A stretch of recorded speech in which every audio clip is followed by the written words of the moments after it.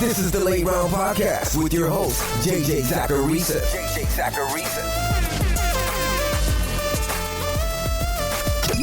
What's up, everyone? It's JJ Zachariason, the editor-in-chief at FanDuel and at NumberFire.com, and this is episode 159 of the Late Round Podcast, one of the many shows that are part of the NumberFire Podcast Network.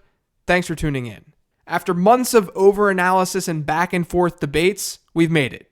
We're here. It's week 1, and your boy cannot be more excited. For those of you who are new to the podcast, first off, welcome. If you can't tell, I like to move fast with this thing so you guys can get the most amount of information in the shortest amount of time. During the season, I'll be doing 3 shows per week. You've got this one that will drop each Tuesday, which goes over my 15 transactions column that's on NumberFire.com. That column and this particular podcast is basically a strategic brain vomit of how I'm managing players in fantasy football. It gives you a long-term look rather than the weekly short-term ones that you'll see from a start-sit column or something similar. On this show, I also give a 16th transaction each week because you loyal listeners deserve a little bit more. Each Thursday, then, I'll be doing a matchups show. For those of you who listened to the podcast last season, you might remember that episode was a start-sit show. I'm replacing that column on NumberFire with a new one called The Report, which is a giant data dump where I analyze interesting matchups for the upcoming week.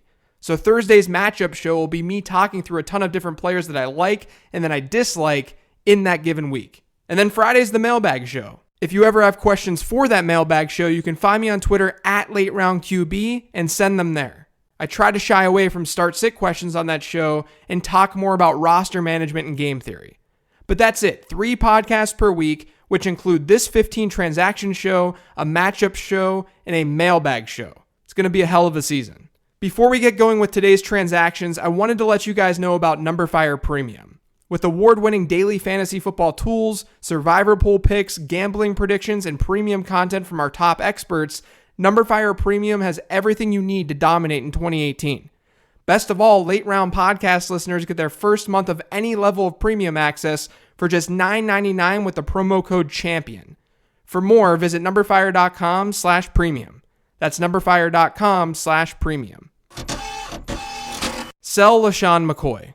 Trust me, you guys, I recognize the importance of volume in fantasy football. Volume is absolutely everything, especially at the running back position. And LeSean McCoy is going to see a lot of volume in an offense without a lot of playmakers this year. But I'm still a little nervous about owning him. The Bills' offense could and probably will be one that's going to struggle this year. And that's a big deal. I've talked about this statistic on this podcast before, but of the top 50 running back seasons in fantasy football during the last 5 years, the average number of touchdowns scored in those runners' respective offenses has been about 42.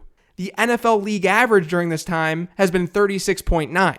And let's be honest, the Bills could end up scoring closer to 30, which will lower the probability of LeSean McCoy being a top 10 running back. You're not drafting him as a top 10 running back, but you're limiting his overall upside. You would want more out of a 3rd round fantasy football pick. But the biggest reason that you might want to sell LeSean McCoy right now is his schedule. Your goal in fantasy football is to have as much value as possible. You don't want to draft a guy and see his value drop after week 1 and week 2. And in McCoy's case, I'm afraid that his value is going to drop right away.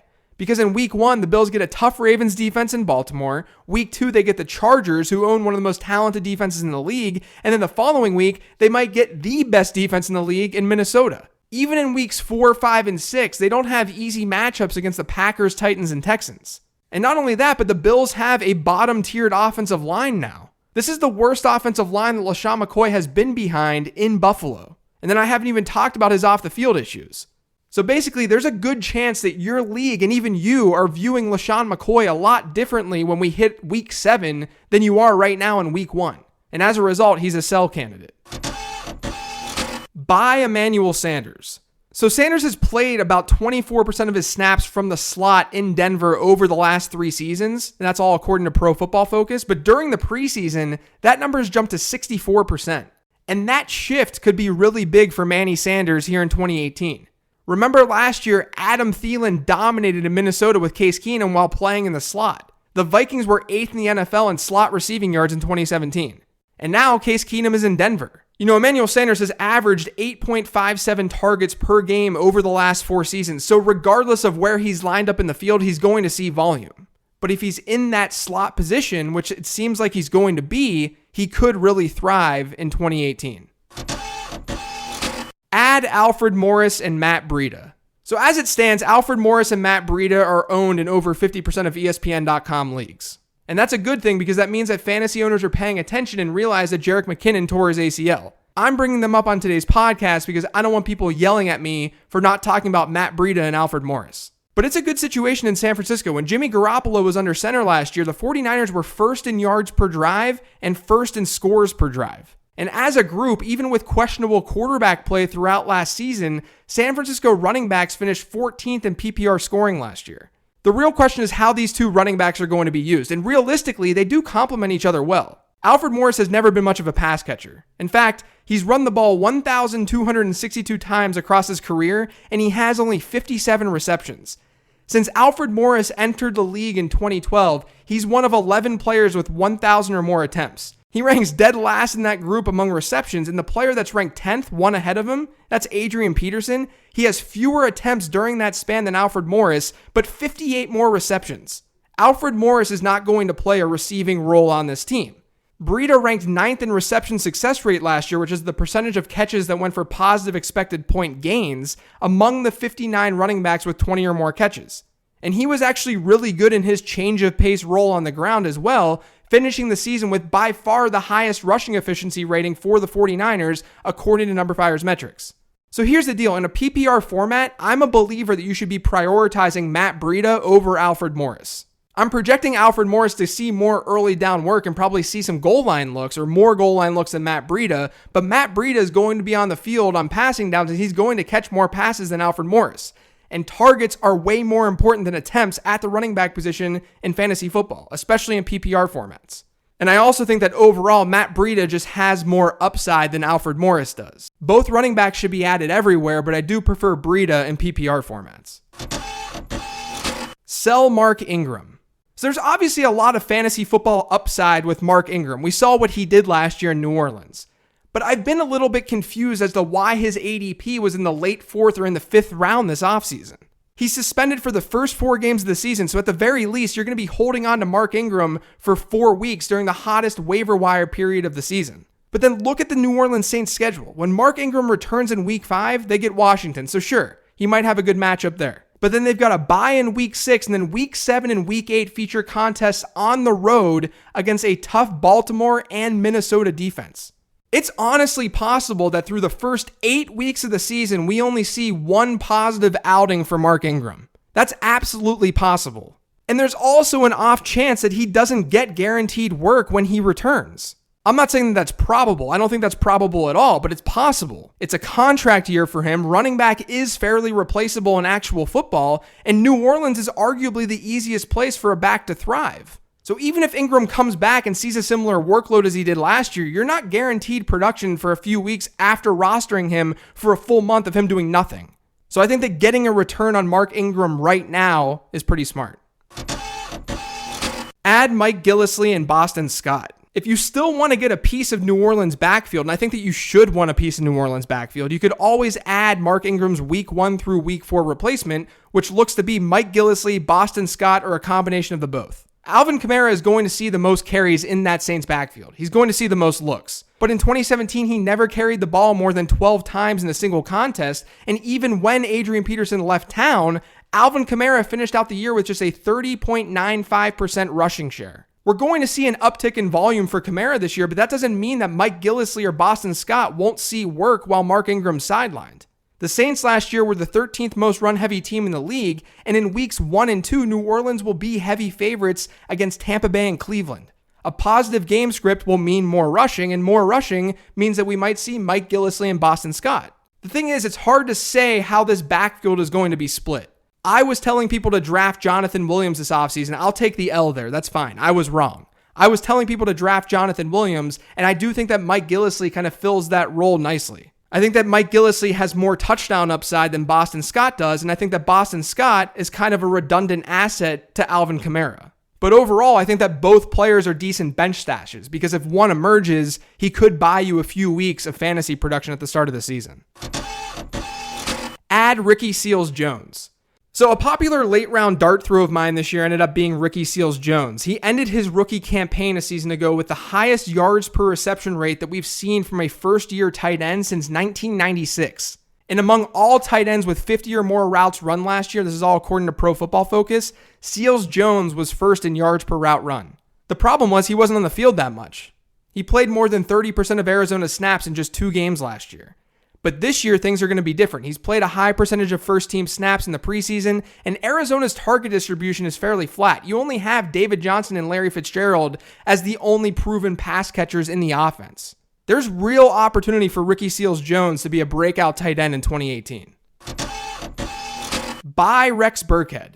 A lot of fantasy owners are afraid to invest in the New England backfield. I get it. It's a little bit unpredictable, but I'm not one of them. The Patriots are tied with the Panthers for the most goal line rushes in the league over the last 3 years combined, and as a team, New England's ranked 2nd, 6th, and 4th in running back scoring over this period. The Patriots did draft Sony Michel in April's draft, but he's banged up and he's no lock to play here in week 1. And even if he was going to suit up, fantasy owners should have faith in Rex Burkhead because Rex Burkhead outproduced Dion Lewis when the two backs played significant snaps together last year. During a 5-game stretch where the Patriots featured both Dion Lewis and Rex Burkhead, Burkhead averaged nearly 17 PPR points per game while ranking 3rd in the NFL in goal line rushes last year. So sure, Sony Michel's going to steal some work from Rex Burkhead when he's healthy, but Burkhead will still be involved as a receiver. He averaged 4 targets per game in that Dion Lewis split last year, and Julian Edelman is sidelined for the first 4 games of the season, and he's more than likely going to see goal line work as he did a season ago.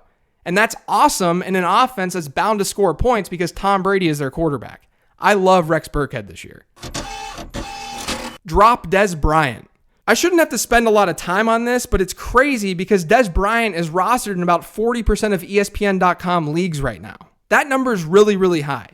I understand the allure with Dez Bryant, but if we're going to be objective here, and we should try to be objective, his journey to potential fantasy relevancy will probably be a long one. First, he needs to find a team, and that team also needs to have a starting wide receiver opening. And then that team should ideally have a decent quarterback to enable fantasy production. And then that team should have a simple enough offensive playbook for Dez Bryant to learn within a week. If he was on a roster and he was getting reps throughout the summer with a new team, that would be one thing.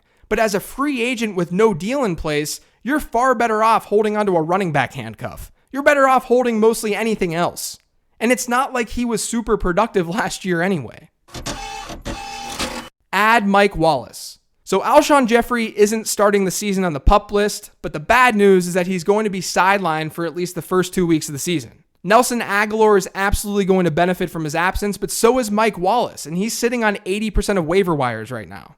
Mike Wallace's skill set does work with Carson Wentz, if Carson Wentz is on the field. Carson Wentz threw it 15 plus yards down the field on nearly 22% of his passes last year, which was 5th most among relevant quarterbacks.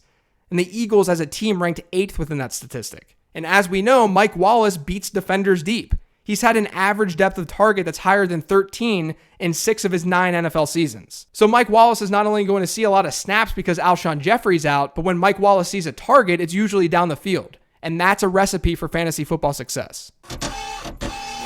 Sell Ronald Jones. So people might think that this is an obvious transaction because Ronald Jones has carried the ball 28 times for 22 yards in the preseason, but it goes beyond that performance. There's a game theory component to the sell Ronald Jones transaction. If you drafted Ronald Jones, you probably were thinking that at some point this season, he's going to dig into Peyton Barber's workload and become fantasy football relevant in some way. And that might happen, but I don't think it's going to happen quickly because the Bucs start their season off against the Saints, Eagles, and Steelers. Those are 3 teams who are probably going to be strong favorites against a Bucs team that doesn't have Jameis Winston. And given Ronald Jones' struggles in pass protection and the fact that he had a college reception share that was far below average, it's unlikely that Ronald Jones finds himself on the field in negative game script situations. So more than likely, you're not going to get that much from Ronald Jones until at least week 4. And even then, we have absolutely no idea. And it's not like Tampa Bay is some super attractive destination for running backs. The line has struggled in the preseason, and Tampa Bay as a team has ranked in the bottom 7 in fantasy points scored at the running back position in each of the last 2 seasons. So basically, if Ronald Jones happens this year, I think it's going to be late in the season. And since there's a cost in holding onto a player onto your bench who's doing very little, you're better off selling low on Jones right now for a secondary asset who will give you more immediate production. Buy Tyler Lockett. So I wrote this in my article, but just a few years ago, and hold on to your pants when I say this, but a few years ago, there were a lot of comparisons between Tyler Lockett and Antonio Brown. Seriously, you should go Google it. Even though it's not a very good comp, especially here in 2018, it does tell us that Tyler Lockett was once a highly sought after prospect. In this season, he's going to have plenty of opportunity to showcase his skill. The Seahawks want to run the football and be more balanced offensively, but that might be easier said than done. They've had so many departures on the defensive side of the ball, and they might be trailing more than we think. And on top of this, Seattle's without Paul Richardson and Jimmy Graham this year, who gobbled up more than 31% of the team's targets in 2017. And then there's Doug Baldwin, who's been sidelined with a knee injury and claims to be just 80% to 85% healthy. Who else is there for Russell Wilson to throw to? Brandon Marshall, a 34-year-old Brandon Marshall, Jaron Brown? The Seahawks are going to have to throw the ball more than we think, and Tyler Lockett is the only good, healthy pass catcher that they have right now. I think that Tyler Lockett has wide receiver 2 upside this season. Add Austin Seferian-Jenkins.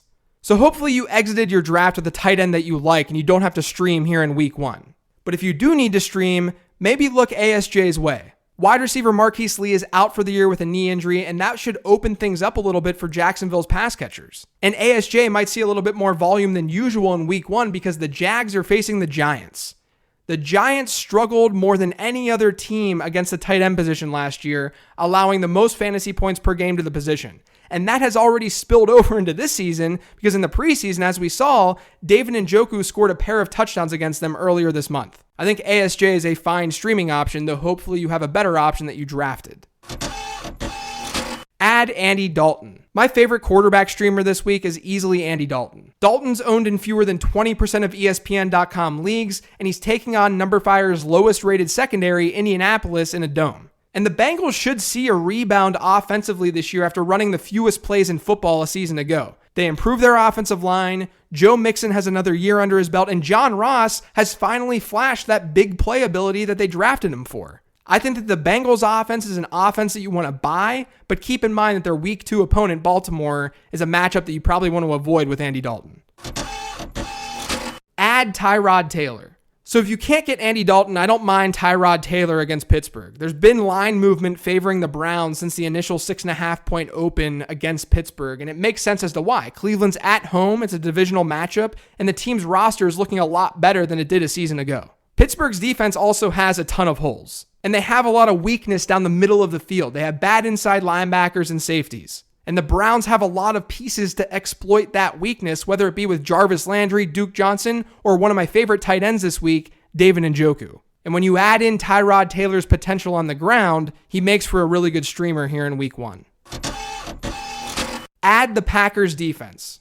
So when finding a defense that you want to stream, you want to look for a team who's playing at home as heavy favorites. That's the start. That's what you want to look for. And you're getting that with Green Bay in week 1 as they're taking on the Bears at Lambeau as 8-point favorites. The Bears will have a new look offense this year, and they're going to be better than what a lot of people probably think. But even still, the Packers should look better on the defensive side of the ball as well. And that's especially true if they're playing in positive game scripts with Aaron Rodgers back and healthy.